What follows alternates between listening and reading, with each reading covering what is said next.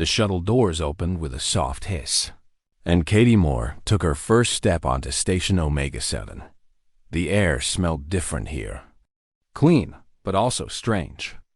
Like nothing she had ever known on Earth. She was 19 years old, small for a human, and standing in the middle of the largest structure she had ever seen. The station stretched in every direction, filled with creatures from dozens of worlds. Some had scales. Some had fur. Some had too many eyes or too many limbs. All of them turned to look at the group of humans walking through the arrival bay. There were 12 of them. 12 humans chosen from all of Earth to join the Galactic Coalition training program. It was supposed to be an honor, a sign that humanity was finally being accepted into the larger galaxy. But the looks on the alien faces told a different story. They were not looks of welcome. They were looks of curiosity, amusement. Pity. Katie kept her head down and followed the group. Hey, don't let them get to you. She looked up. A young man with dark hair and a friendly smile had fallen into step beside her. He was maybe a year older than her, with warm brown eyes and an easy way of moving. I'm Danny, he said. Danny Cruz. You look like you could use a friend. Katie blinked at him. She was not used to people approaching her. Back on Earth, she had always been the quiet one. The one who sat alone. The one people forgot about. Katie, she said softly. Katie Moore. Nice to meet you, Katie Moore. Danny grinned. Stick with me. We'll figure this place out together. She did not know why, but she believed him. The first few days on the station were overwhelming.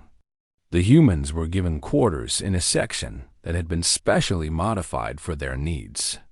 The gravity had been adjusted to match Earth. The food was strange but edible. The beds were too firm, but Katie had slept on worse. What she could not get used to were the aliens. They came in all shapes and sizes. The Melvari were tall and thin, with silver skin and gentle voices. They seemed kind enough. The Vrexians were short and covered in hard shells, always clicking and chattering among themselves. The Tyranni had 4 legs and 2 arms, and they moved with a grace that made Katie feel clumsy. And then there were the Kelzari. The Kelzari were the dominant species in this sector of the galaxy. They stood 8 feet tall, with blue-gray skin and 4 powerful arms. Their eyes were black and cold, and they looked at humans the way a person might look at an insect. Katie learned quickly that the Kelzari did not want humans here. Earth is a Category 12. Deathworld, she heard one of them say during training. The creatures from that rock are barely civilized. They should not be allowed in our program. The speaker was a Kelzari officer named Commander Vorath. He was older than the others, with scars on his face and a permanent sneer on his lips. He made no secret of his hatred for humans. They are small, Vorath continued, his voice carrying across the training hall. They are weak. They will fail.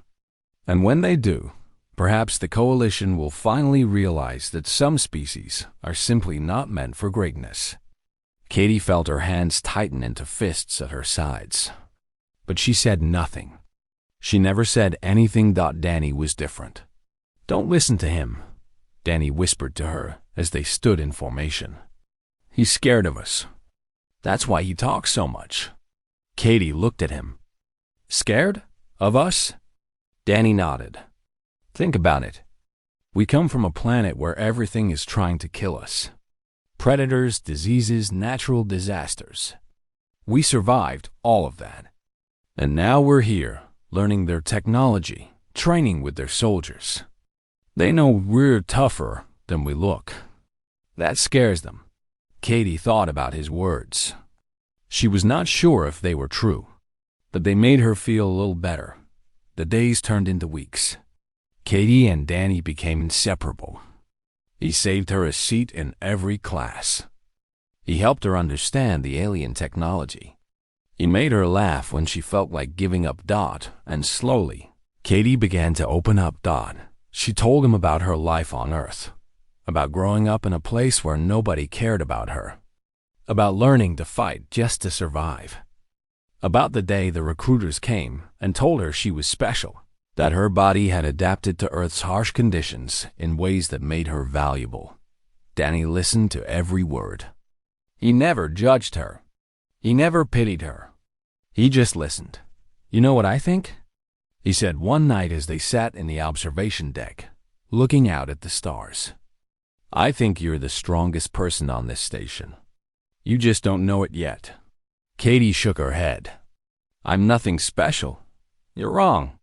Danny smiled at her. "And one day, you'll see it."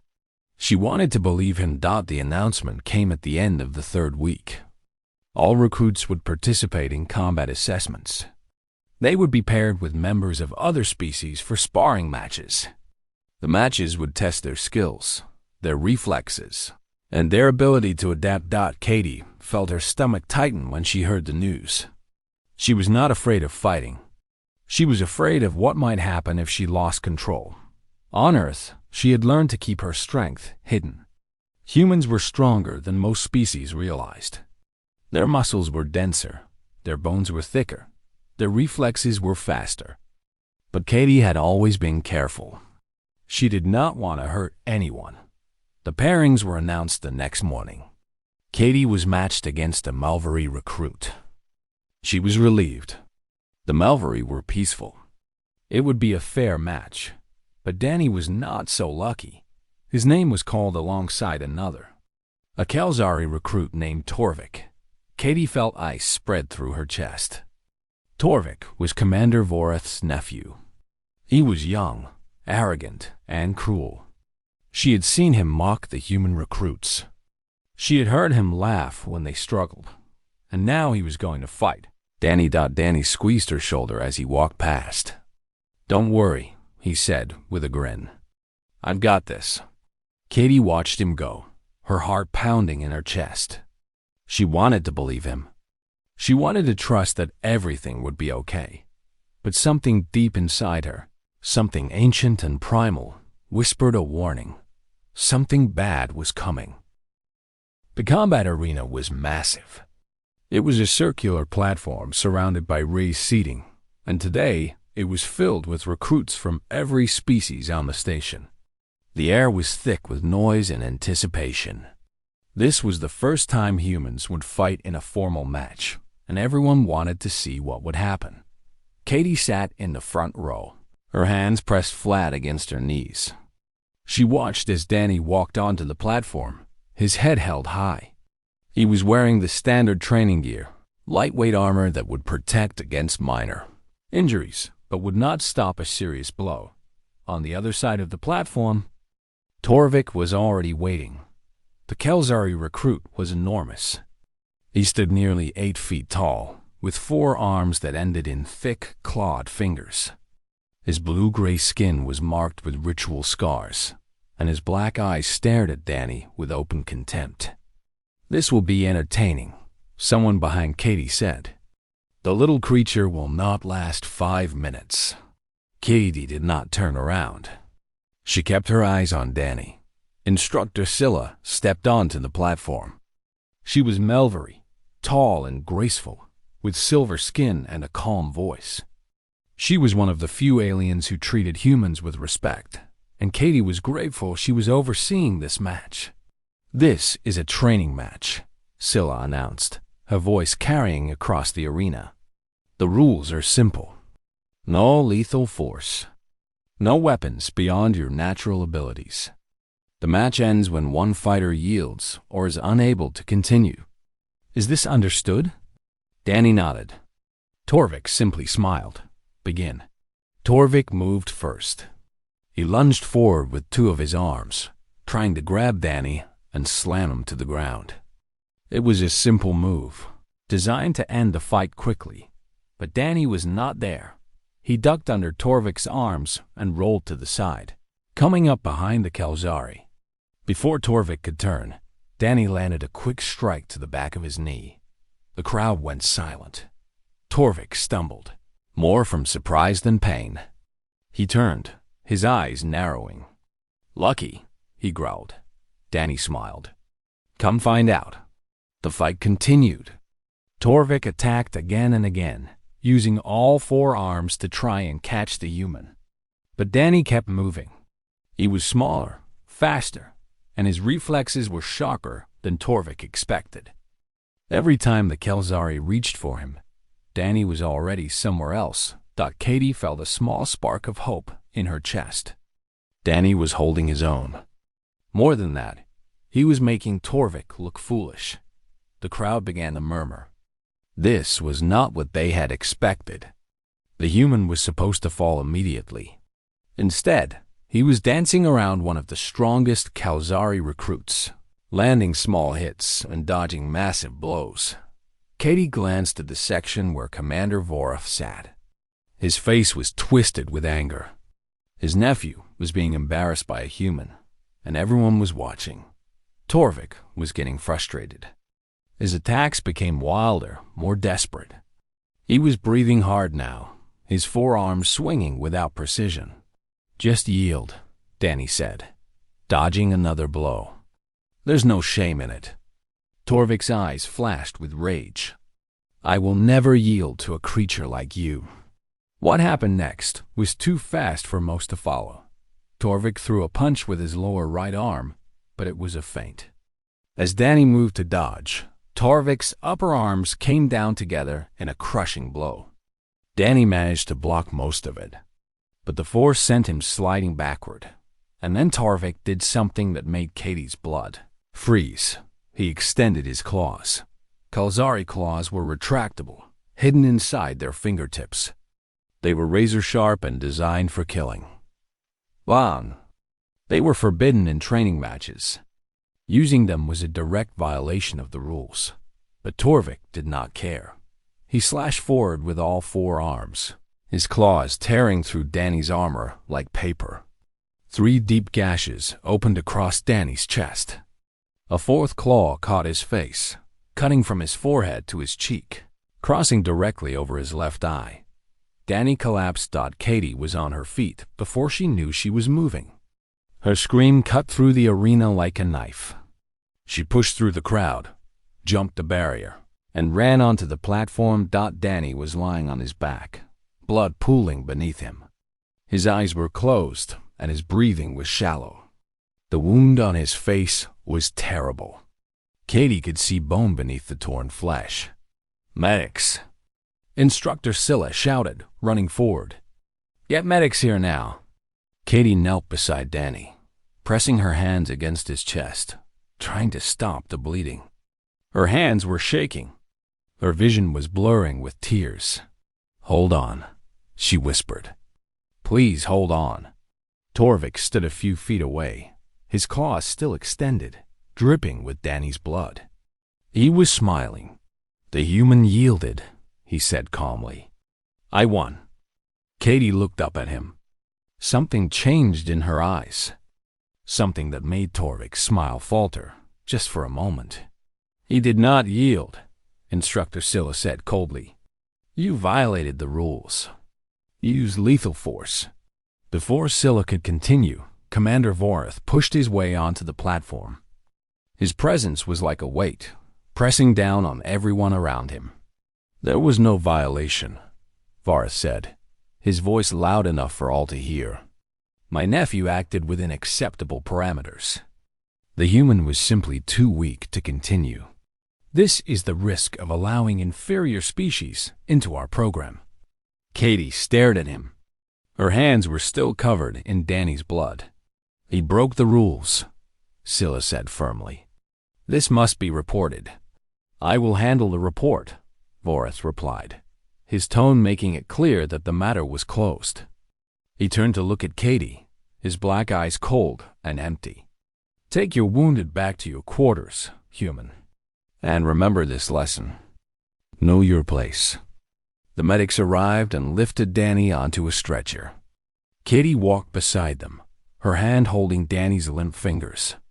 She did not look back at Torvvic or Voreth, but she heard Torvic's voice behind her, laughing. "Next time," he called out, "I will aim for her." Katie said nothing. She did not need to, because in that moment, something inside her shifted.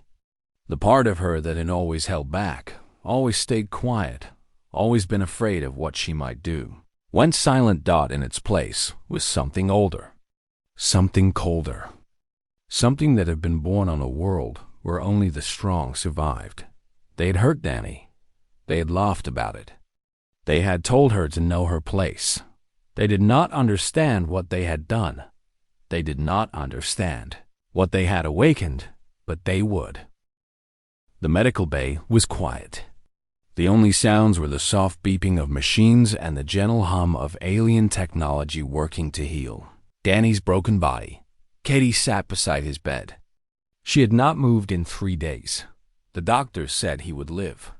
His chest wounds would heal, though the scars would remain forever. But his eye was another matter. The damage was too severe. Even with all the advanced technology of the Galactic Coalition, they could not save it. Danny would be blind in his left eye for the rest of his life. Katie held his hand and watched him sleep. His face was wrapped in bandages, hiding the terrible wound that Torvvic had given him.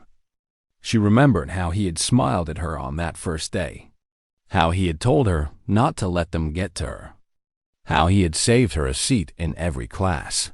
He was the first real friend she had ever had, and they had hurt him. For sport, for pride, for nothing. The other human recruits came to visit. They were angry. They wanted justice. They talked about filing complaints, about demanding punishment for Torvvic, about taking their case to the Coalition Council. But they were also scared. If we push too hard, they might expel Earth from the program, one of them said. We could ruin everything our planet has worked for. Katie listened but said nothing. Maybe we should just let it go, another recruit suggested quietly. Danny is alive. That's what matters. If we make trouble, things could get worse for all of us. Katie looked at him. The recruit flinched and looked away. She still said nothing. On the 4th day, a Melvery recruit approached her in the corridor. His name was Talin, and he was one of the few aliens who had been kind to the humans. I need to speak with you, he said softly, glancing around to make sure they were alone. About what you are planning. Katie stopped walking. I am not planning anything. Talon studied her face. His silver eyes were filled with something that looked like concern, and something that looked like fear. I have studied your species, he said. Your history. Your biology, your nature. He paused. You are persistence predators. Do you know what that means? Katie knew. Humans were not the fastest creatures on Earth. They were not the strongest. They did not have claws or fangs or armor. But they had something else. They had endurance. They had patience. They could chase prey for hours, for days, until their target collapsed from exhaustion. Other species killed with speed and power. Humans killed by never stopping. I see it in your eyes, Talon continued. The stillness. The waiting. You are not grieving. You are hunting. Katie met his gaze. Is that a problem? Talon shook his head slowly. No, I simply wanted you to know that I understand. And I wanted to warn you. Commander Vorath is powerful. He has friends in high places. If you move against him directly, he will destroy you. I know, Katie said. Then what will you do? Katie was quiet for a long moment. Then she spoke, her voice calm and cold. I will not go after Torvvic. He is a child, a weapon pointed by someone else. Punishing him would change nothing. Talon tilted his head. Then who? The one who aimed him. The one who protected him. The one who told me to know my place. Katie's eyes hardened. Commander Vorath. Talon's silver skin paled. You cannot be serious. He is a Kelzari commander, a veteran of 100 battles. He has killed species far more dangerous than humans. Has he? Katie asked softly. Has he ever fought something from a Deathworld? Has he ever faced something that does not stop, does not yield, does not fear death. Talon did not answer. That night, Katie went to the station's records room. She accessed the old laws of the Galactic Coalition, the ones that had been written centuries ago when the Alliance was first formed. She read for hours, searching for something she could use, and she found it.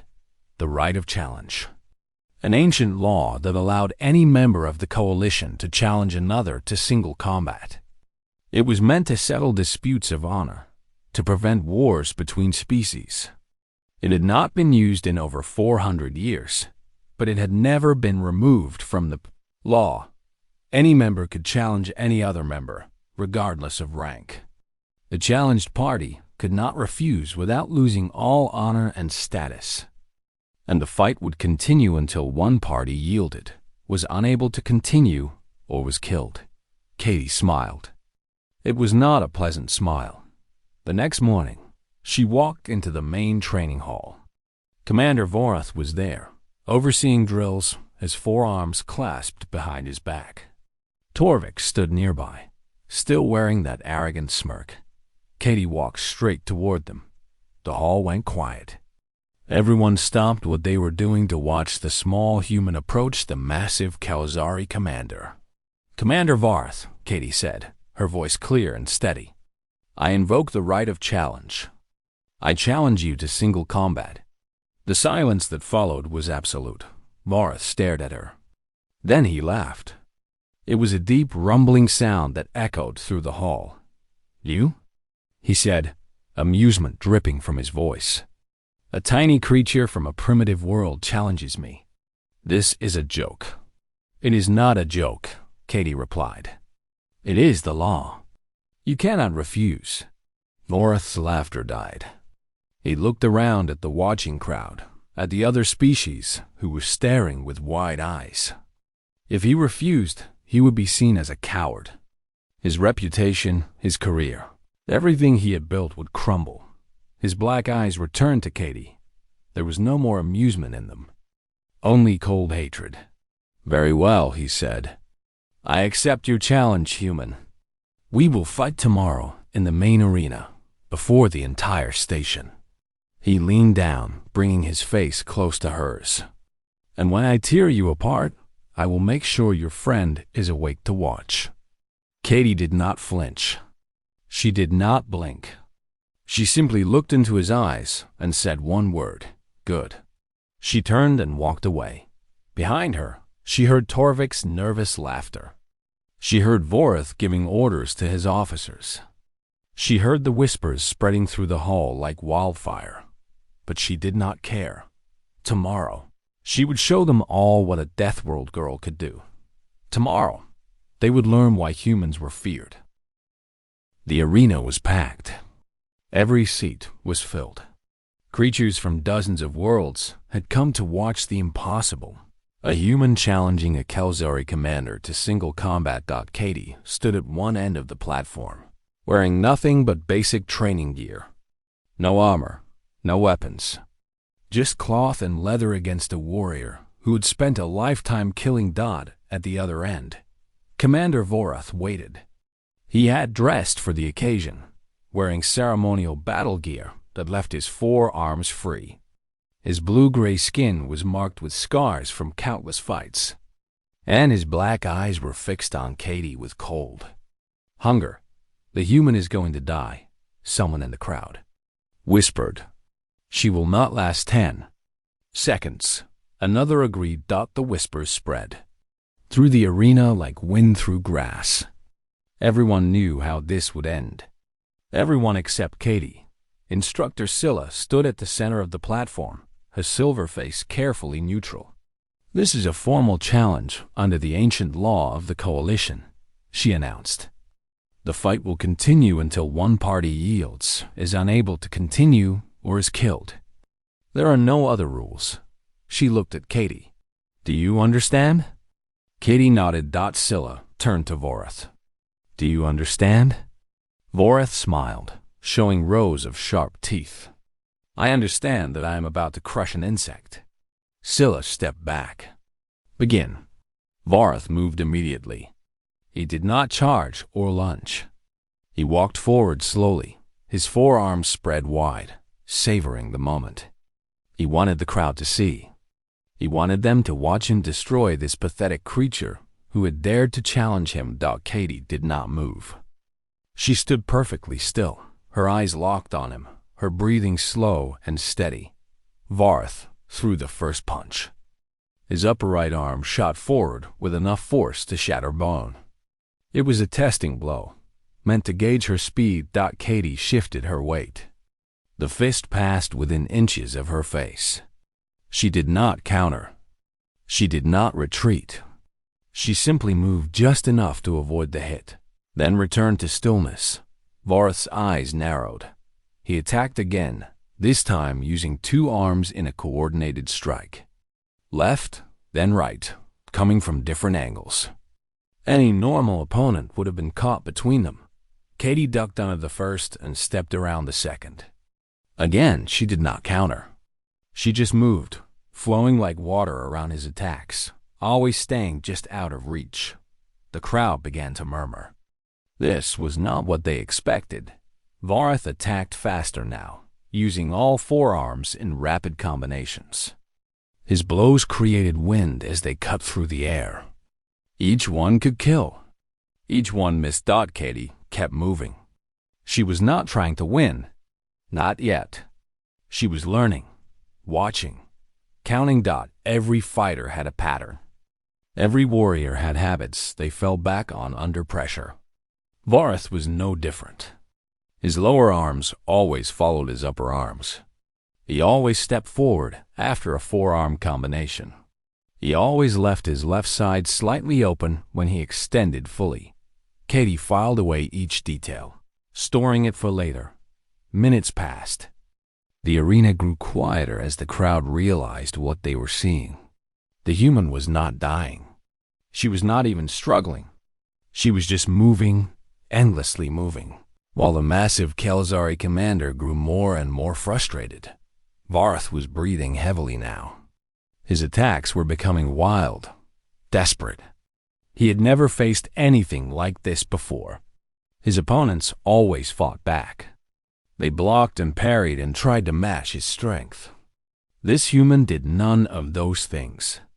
She just kept dodging, kept circling, kept watching him with those strange soft eyes. Fight me, Varth roared. Stop running and fight. Katie spoke for the first time since the match began. Her voice was calm, almost gentle. No, Varth screamed in rage and threw everything he had at her. All four arms moved in a blur of violence, striking from every direction at once. It was his finishing move, the technique that had killed dozens of opponents across 100 worlds. Katie moved through it like smoke, through fingers. She ducked, twisted, spun, and slipped past every blow. And then, for the first time, she struck back. Her fist hit Varth's lower left knee with surgical precision. There was a crack. The joint buckled. Varth stumbled. His face showed shock, then pain, then fear. Katie did not stop. She moved inside his guard, past his flailing arms, and drove her elbow into his ribs. Another crack. Varth gasped and swung at her, but she was already gone, circling behind him, her foot sweeping his damaged leg. The commander fell to one knee. The crowd was silent. No one moved.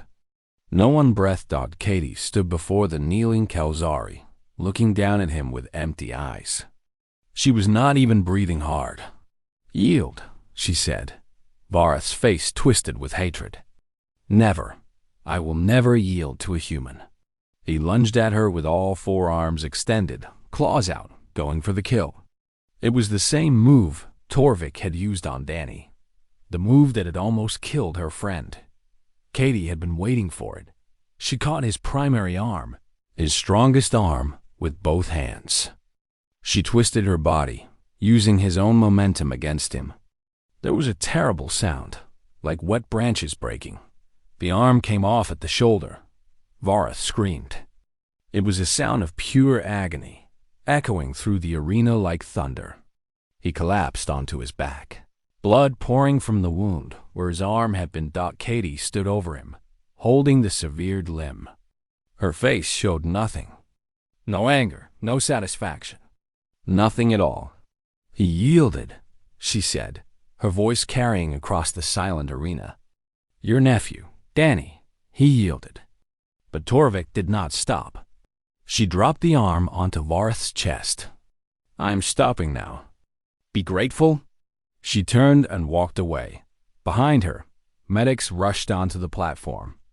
Varth was still screaming. Torvvic was pushing through the crowd, his face pale with horror. But Katie did not look back. She walked through the silent crowd, past the staring aliens, past the shocked faces of her fellow humans. She walked until she reached the medical bay, where Danny was lying awake in his bed. He looked at her with his one remaining eye. Katie? He whispered. What happened? Where have you been? She sat down beside him and took his hand. Her hands were still shaking.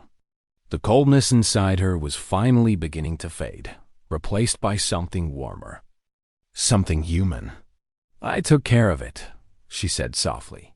You do not have to worry anymore. Danny stared at her for a long moment. Then, slowly, he smiled. You saved me a seat, he said. First day. You looked so alone. I just wanted to help. Katie felt tears forming in her eyes for the first time since the attack. You did, she whispered. You helped me more than you know. She stayed by his side, holding his hand. As the station buzzed with news of what had happened, the human girl had defeated a Kelzari commander. Nothing would ever be the same. The news spread across the station within hours. By the next morning, it had reached every corner of Coalition space. A human had defeated a Kelzari commander in single combat. Not just defeated. She had taken his arm. She had broken the unbreakable. Katie did not care about any of it. She sat in a small room, facing a tribunal of 5 alien officials. Instructor Scylla was there, along with representatives from 4 other species. They were here to judge what had happened, to decide if Katie had violated any laws, and to determine what should be done. Commander Varth was not present. He was still in the medical bay, his wound being treated. The doctor said he would survive, but his arm could not be regenerated. The way Katie had removed it, the precision of the damage had made regrowth impossible. He would carry that wound for the rest of his life. You understand why you are here, one of the officials said. He was a Vrexian, his shell clicking softly as he spoke. Yes, Katie replied. Her voice was calm. A formal challenge under the ancient law is legal, the Vrexian continued. We cannot punish you for that. However, we must determine if your actions during the fight were appropriate. Instructor Scylla leaned forward. I reviewed the recording of the match. Katie Moore did not use any forbidden techniques. She did not use weapons. She fought with her bare hands, within the rules that Commander Varth himself agreed to. She paused. More importantly, she stopped when she could have killed. She showed mercy. Mercy? Another official said, a tyranny with 4 legs and suspicious eyes. She tore off his arm. He extended his claws, Scylla replied coldly, just as his nephew did during the training match. Torvvic nearly killed Danny Cruz using the same technique. Commander Varth covered it up and dismissed it as acceptable. She looked at Katie. This human did not seek revenge for herself. She sought justice for her friend. The tribunal fell silent. Finally, the Vrexian spoke again. We have reviewed the evidence. The attack on Danny Cruz was deliberate and violated multiple training protocols. Commander Varath's report was falsified to protect his nephew. These are serious crimes. He turned to Katie. Your challenge was legal. Your conduct during the fight was within bounds. You are free to go. Katie nodded and stood to leave. One more thing, the Vrexian added. Torvvic, has been expelled from the program and returned to his homeworld in disgrace. Commander Vorath will never hold a position of authority again. His career is finished. Katie paused at the door. And the humans? She asked. Will Earth be punished for what I did? The officials exchanged glances. It was Scylla who answered. No, your people will not be punished. She hesitated, then added softly, if anything, this has changed how many species view humanity. You have earned something today. Whether it is respect or fear, I cannot say. Katie left without another word.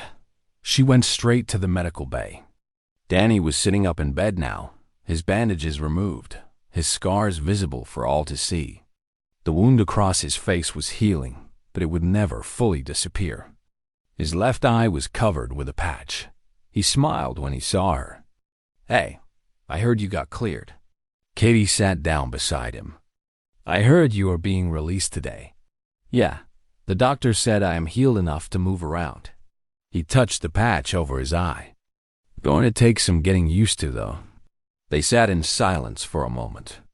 Outside the window, stars drifted past slowly, distant and cold and beautiful.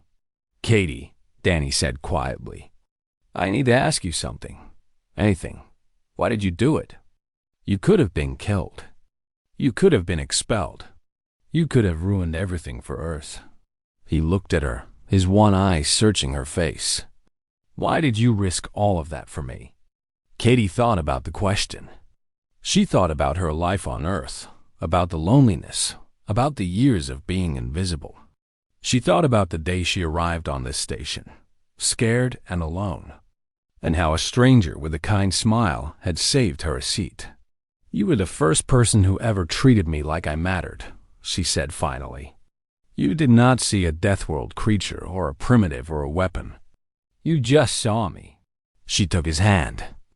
Nobody ever did that before. I could not let them take that away. Danny squeezed her hand. His eye was wet with tears. Thank you, he whispered. Do not thank me, Katie replied. Just get better. We still have a program to finish. Danny laughed. It was a real laugh, warm and bright, and it filled Katie with something she had not felt in a long time, hope in the weeks that followed. Everything changed. The other species on the station treated the humans differently now. There was no more open mockery, no more casual cruelty. When humans walked through the corridors, aliens stepped aside. When humans spoke in class, others listened. It was not friendship. Not yet. But it was the beginning of something. Katie heard whispers about herself wherever she went. The Deathworld girl. The one who broke the commander. The human who did not stop. She ignored them all. She was not interested in fame or reputation. She just wanted to finish her training, help Danny recover, and maybe, eventually, go home. But she knew things would never truly return to normal. She had shown the galaxy what humans were capable of. She had reminded them why Earth was classified as a death world, why its creatures were feared, why even the smallest and weakest looking among them could be deadly. Somewhere in the Coalition's records, a report was being filed. Katie never saw it, but she knew what it said. It was a warning. A note to all species, to all commanders, to all who might ever encounter humanity in the future. The report was simple. Just 2 sentences, buried in a database that would be accessed millions of times over the centuries to come. Humanity is classified as a persistent predator species from a Category 12 death world. Recommendation: do not provoke. They protect their own. Katie never needed to read it. She already knew.